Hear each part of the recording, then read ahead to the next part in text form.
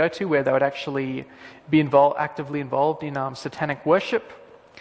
Into the actual rooms they'd go into, they would actually sing hymns backward.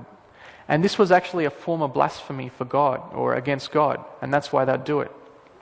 So here, Eazy-E is subtly blaspheming God. Here's another big artist for our time, Snoop Dogg.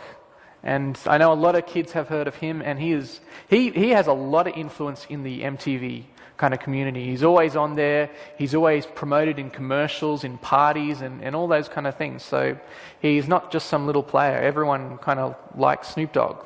Even people who are into rock like Snoop Dogg in America. Here's just one of his album covers. Now it's very interesting. It's subtle, but once again we have this hidden game, and we have this pyramid shape. And on top of the actual pyramid is a serpent. Now, if you know occult teachings, they actually teach that basically this earth, you could say, Satan's kingdom, is basically a pyramid structure, and on the top there's an all-seeing eye. And that's basically Lucifer, or a symbol of Lucifer. And here, in Snoop Dogg's album, he's subtly saying the same thing. But let's have a deeper look.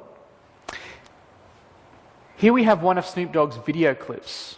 And it's interesting if like, you ever see the video clip, which I don't recommend anyway, but in this video clip, it's a picture of Snoop Dogg, and he's actually, something happens to him, and he's in a hospital bed, and then suddenly this being appears above him and whispers into his ear, and he kind of shakes his head, and as this being's whispering into his ear, he sees a picture of him in a mansion, and he's in a spa with all these girls, and then suddenly, when he shakes his head, this being then brings a sheet to him, and he signs on it. Then suddenly, instantly, he appears at this place, and he's suddenly owning all these mansions, and he's got all these girls around him. And that's taken from this video clip. But in there, he pretty blatantly shows that he's selling his soul. But in the video clip here, we see a Bible, or I don't know if it's a Bible or an altar or whatever it is, but there's an upside down cross on it. Now, what's the importance of this? Well, here we have it from Professor J.S. Mallon. He actually says, "This cross is not broken, but turned upside down. It indicates the rejection of Jesus Christ and contempt for the gospel of salvation." So does Snoop Dogg secretly know who he's really worshipping? Yeah, it's a shame. So many artists are like this, and so many of these artists could use their gifts and their talent for the glory of God, but they don't. And we see millions of kids just falling aside, falling in the wayside, because they follow and they worship these artists and these stars. Another artist, once again, another modern big-name rapper of our time, DMX. And just an interesting title he's got there, Dark Man X.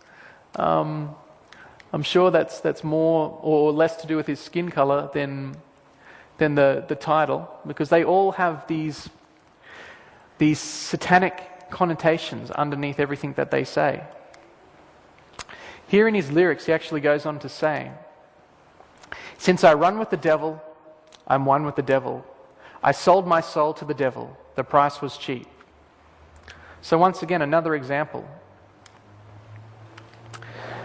What about the more tame type of music? I bet you're saying now, surely not these guys. Well, it's amazing because when groups like, or this whole boy band scenario came out, and people like Backstreet Boys and NSYNC came out, there was a big sigh of relief amongst parents. They were saying, finally, something that our kids can listen to which seems wholesome and seems nice. But is it really wholesome? Or once again, are we going to see the same thing? Here's a quote from Express Writer in 1998. It says, "Their focus is on good morals." So we're about to see how really good their morals are. Now, an interesting little fact. The average age of the Backstreet Boys is 27 to 30 years old.